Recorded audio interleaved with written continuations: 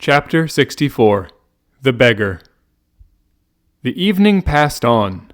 Madame de Villefort expressed a desire to return to Paris, which Madame Danglars had not dared to do, notwithstanding the uneasiness she experienced. On his wife's request, Monsieur de Villefort was the first to give the signal of departure. He offered a seat in his landau to Madame Danglars that she might be under the care of his wife. As for Monsieur Danglars, absorbed in the interesting conversation with Monsieur Cavalcanti, he paid no attention to anything that was passing. While Monte Cristo had begged the smelling bottle of Madame de Villefort, he had remarked the approach of Villefort to Madame Danglars, and he soon guessed all that had passed between them, though the words had been uttered in so low a voice as hardly to be heard by Madame Danglars. Without opposing their arrangements, he allowed Morel, Chateau, Renaud, and Debray to leave on horseback, and the ladies in Monsieur de Villefort's carriage. Danglars, more and more delighted with Major Cavalcanti, had offered him a seat in his carriage. Andrea Cavalcanti found his tilbury waiting at the door. The groom, in every respect a caricature of the English fashion, was standing on tiptoes to hold a large iron-gray horse. Andrea had spoken very little during dinner. He was an intelligent lad, and he feared to utter some absurdity before so many grand people, amongst whom he saw with dilating eyes the crown prosecutor. Then he had been seized upon by Danglars, who, taking a rapid glance at the stiff-necked old major and his modest son, and taking into consideration the hospitality of the count, made up his mind that he was in the society of some nabob come to Paris to finish the worldly education of his only son. He contemplated with unspeakable delight the large diamond which shone on the major's little finger. For the major, like a prudent man, in case of any accident happening to his banknotes, had immediately converted them into articles of value. Then, after dinner, on the pretext of business, he questioned the father and son upon their mode of living, and the father and son, previously informed that it was through Danglars the one was to receive his 48,000 francs, and the other 50,000 livres annually, they were so full of affability that they would have shaken hands even with the banker's servants, so much did their gratitude need an object to expend itself upon. One thing above all, the rest heightened the respect, nay, almost the veneration of Danglars for Cavalcanti. The latter, faithful to the principle of Horace, nil admirari, had contented himself in proving his knowledge by saying in what lake the best lampreys were caught. Then he had eaten some without saying a word. Danglars therefore concluded that these kind of luxuries were common at the table of the illustrious descendant of the Cavalcanti, who most likely in Lucca fed upon trout brought from Switzerland and lobsters sent from England by the same means used by the Count to bring the lampreys from the Lake Fusaro and the sterlet from the Volga. Thus, it was with much politeness of manner that he heard Cavalcanti pronounce these words: "Tomorrow, sir, I shall have the honor of waiting upon you on business." "And I, sir," said Danglars, "shall be most happy to receive you." Upon which he offered to take Cavalcanti in his carriage to the Hôtel du Prince, if it would not be depriving him of the company of his son. To this Cavalcanti replied by saying that for some time past his son had independently lived of him, and that he had his own horses and carriages, and that, not having come together, it would not be difficult for them to leave separately.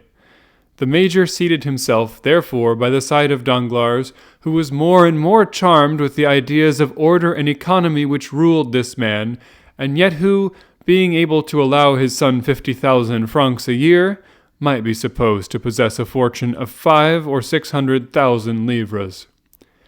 As for Andrea, he began, by way of showing off, to scold his groom, who, instead of bringing the tilbury to the steps of the house, had taken it to the outer door, thus giving him the trouble of walking 30 steps to reach it. The groom heard him with humility, took the bit of the impatient animal with his left hand, and with the right held out the reins to Andrea, who, taking them from him, rested his polished boot lightly on the step. At that moment, a hand touched his shoulder. The young man turned round, thinking that Danglars or Monte Cristo had forgotten something they wished to tell him, and had returned just as they were starting. But instead of either of these, he saw nothing but a strange face, sunburnt, and encircled by a beard, with eyes brilliant as carbuncles, and a smile upon the mouth which displayed a perfect set of white teeth, pointed and sharp as the wolf's or jackal's. A red handkerchief encircled his grey head. Torn and filthy garments covered his large bony limbs, which seemed as though, like those of a skeleton, they would rattle as he walked, and the hand with which he leaned upon the young man's shoulder, and which was the first thing Andrea saw, seemed of a gigantic size. Did the young man recognize that face by the light of the lantern in his tilbury, or was he merely struck with the horrible appearance of his interrogator? We cannot say, but only relate the fact that he shuddered and stepped back suddenly. "What do you want of me?" he asked. "Pardon me, my friend, if I disturb you," said the man with the red handkerchief, "but I want to speak to you." "You have no right to beg at night," said the groom, endeavoring to rid his master of the troublesome intruder. "I am not begging, my fine fellow," said the unknown to the servant, with so ironical an expression of eye and so frightful a smile that he withdrew. "I only wish to say 2 or 3 words to your master, who gave me a commission to execute about a fortnight ago." "Come," said Andrea, with sufficient nerve for his servant not to perceive his agitation. "What do you want? Speak quickly, friend." The man said in a low voice, I wish you to spare me the walk back to Paris. I am very tired, and not having eaten so good a dinner as you have, I can scarcely support myself." The young man shuddered at this strange familiarity. "Tell me," he said. "Tell me what you want."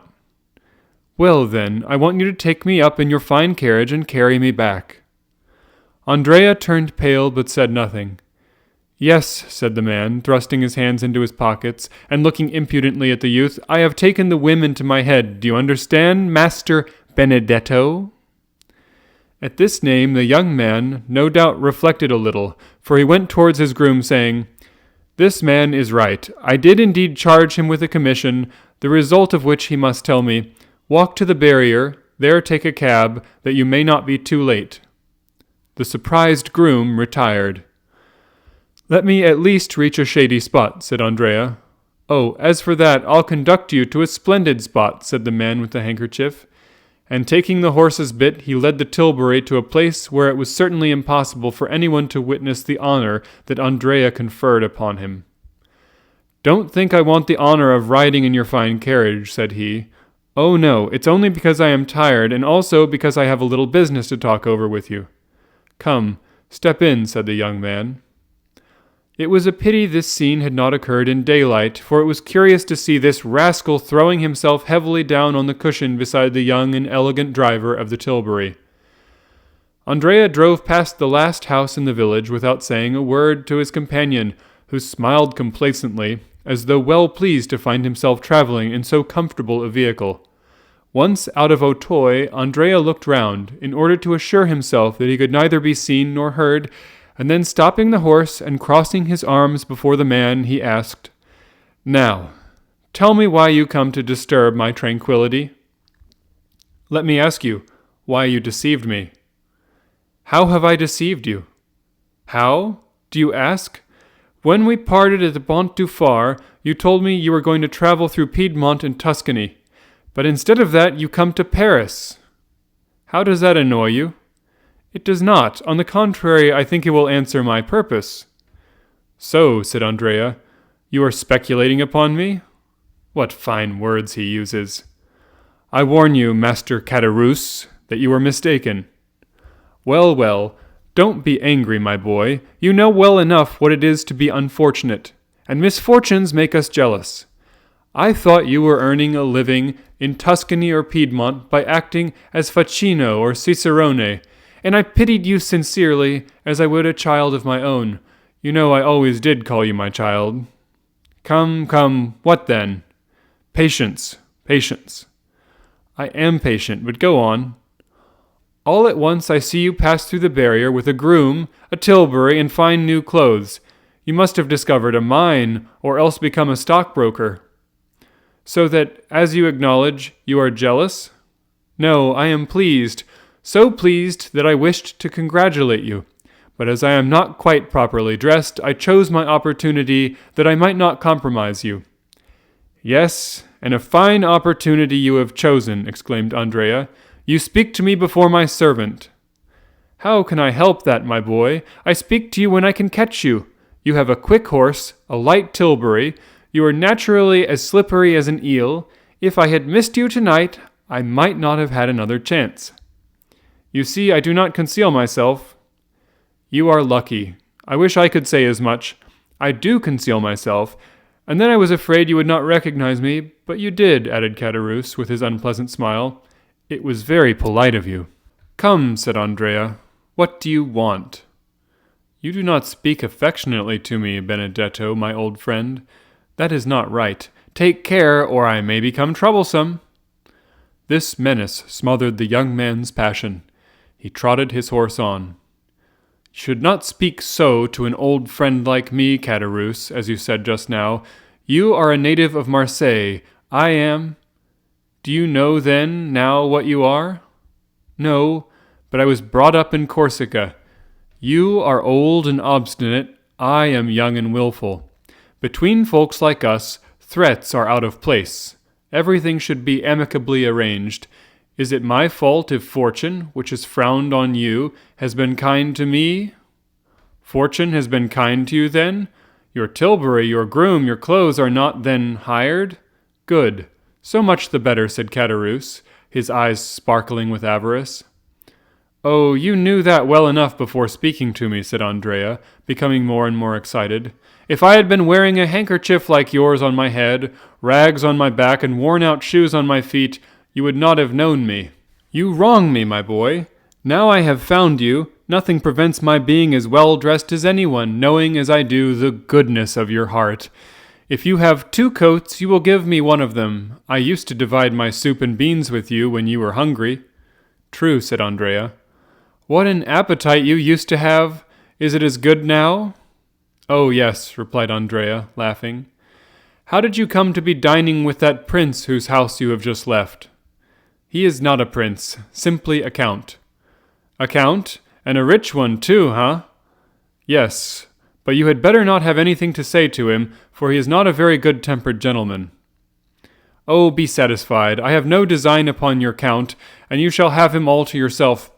"But," said Caderousse, again smiling with the disagreeable expression he had before assumed, "you must pay for it, you understand. Well, what do you want?" "I think that with 100 francs per month, well, I could live upon 100 francs. Come, you understand me, but that with 150 francs I should be quite happy." "Here are 200, said Andrea, and he placed 10 louis in the hand of Caderousse. "Good," said Caderousse. "Apply to the steward on the first day of every month, and you will receive the same sum." "There, now again you degrade me." "How so?" "By making me apply to the servants when I want to transact business with you alone." "Well, be it so then. Take it from me then, and so long at least as I receive my income, you shall be paid yours." Come, I always said you were a fine fellow, and it is a blessing when good fortune happens to such as you. But tell me all about it." "Why, do you wish to know?" asked Cavalcanti. "What? Do you again defy me?" "No. The fact is, I have found my father." "What? A real father?" "Yes, so long as he pays me." "You'll honor and believe him. That's right. What's his name?" "Major Cavalcanti." "Is he pleased with you?" "So far I have appeared to answer his purpose." "And who found this father for you?" "The Count of Monte Cristo." "The man whose house you have just left?" "Yes." "I wish you would try and find me a situation with him as grandfather, since he holds the money chest." "Well, I will mention you to him. Meanwhile, what are you going to do?" "I?" "Yes, you." "It is very kind of you to trouble yourself about me." "Since you interest yourself in my affairs, I think it is now my turn to ask you some questions." "Ah, true. Well, I shall rent a room in some respectable house, wear a decent coat, shave every day, and go and read the papers in a cafe. Then, in the evening, I will go to the theater. I shall look like some retired baker. This is my wish. Come, if you will only put this scheme into execution and be steady, nothing could be better. Do you think so, Monsieur Bossuet? And you, what will you become, a peer of France? Ah, said Andrea, who knows? Major Cavalcanti is already one, perhaps, but then hereditary rank is abolished. No politics, Caderousse. And now that you have all you want, and that we understand each other, jump down from the tilbury and disappear. Not at all, my good friend. How, not at all? Why, just think for a moment. With this red handkerchief on my head, with scarcely any shoes, no papers, and 10 gold Napoleons in my pocket, without reckoning what was there before, making in all about 200 francs, why, I should certainly be arrested at the barrier. Then, to justify myself, I should say that you gave me the money. This would cause inquiries. It would be found that I left Toulon without giving due notice, and I should then be reconducted to the shores of the Mediterranean. Then I should become simply number 106, and goodbye to my dream of resembling the retired baker. No, my boy, I prefer remaining honorably in the capital. Andrea scowled. Certainly, as he had himself owned, the reputed son of Major Cavalcanti was a willful fellow. He drew up for a minute, threw a rapid glance around him, and, after doing so, his hand fell instantly into his pocket, where it began playing with a pistol. But meanwhile, Caderousse, who had never taken his eyes off his companion, passed his hand behind his back and unclasped a long Spanish knife, which he always carried with him to be ready in case of need. The two friends, as we see, were worthy of and understood one another. Andrea's hand left his pocket inoffensively and was carried up to the red mustachio, which it played with for some time. "Good Caderousse," he said, "how happy you will be!" "I will do my best," said the innkeeper of the Pont du Gard, reclasping his knife. "Then we will go into Paris. But how will you pass through the barrier without exciting suspicion? It seems to me that you are in more danger riding than on foot." "Wait," said Caderousse. "You shall see." He then took the greatcoat with the large collar, which the groom had left behind in the tilbury, and put it on his back. Then he took off Cavalcanti's hat, which he placed upon his own head, and finally assumed the careless attitude of a servant whose master drives himself. "But tell me," said Andrea, "am I to remain bareheaded?" "Pooh," said Caderousse, "it is so windy that your hat can easily appear to have blown off." Come, enough of this," said Cavalcanti. "What are you waiting for?" said Caderousse. "I hope I am not the cause." "Be quiet," exclaimed Andrea. They passed the barrier without accident. At the first cross street, Andrea stopped his horse, and Caderousse leaped out. "Well," said Andrea, "my servant's coat and hat?" "Ah," said Caderousse, "you would not like me to risk taking cold." "But what am I to do?" "You? Oh, you are young, whilst I am beginning to get old.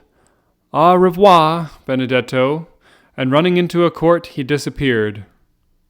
"Alas," said Andrea, sighing, "one cannot be completely happy in this world."